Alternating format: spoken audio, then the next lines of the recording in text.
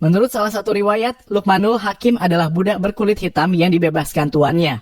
Ia berasal dari negeri Habasyah. Luqmanul Hakim adalah seorang ahli hikmah yang taat beribadah dan namanya diabadikan dalam Al-Quran. Luqmanul Hakim berkata, "Wahai putraku, berusahalah melakukan hal-hal yang mendatangkan kebaikan bagi agama dan duniamu. Terus berusahalah hingga kau mencapai puncak kebaikan. Jangan terlalu memikirkan kata-kata orang lain." Dikisahkan Luqmanul Hakim sedang berjalan-jalan di pasar dengan anaknya dan seekor keledai. Ia menaiki keledai sedangkan anaknya berjalan di depan sambil menuntun keledai. Ketika melewati kerumunan orang, salah satu dari mereka berkata, "Sungguh tega orang tua itu." Ia dengan nyaman duduk di atas keledai sedangkan anaknya yang masih kecil dibiarkan berjalan kaki.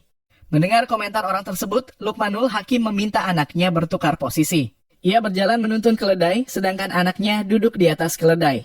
Tidak berapa lama ada orang lain yang berkomentar, "Sungguh kurang ajar anak itu."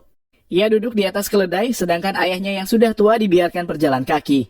Mendengar komentar orang tersebut, Luqmanul Hakim memutuskan untuk menaiki keledai. Sekarang ia dan anaknya duduk di atas keledai yang mereka punya.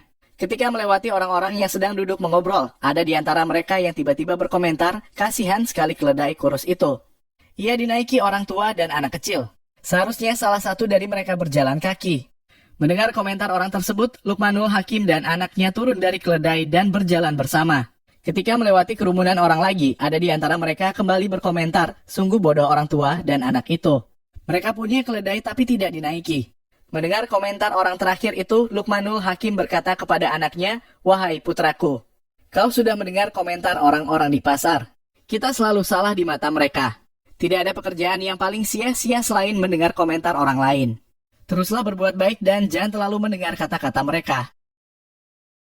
Dukung channel ini dengan menekan tombol subscribe dan like. Sampai jumpa di kisah-kisah selanjutnya.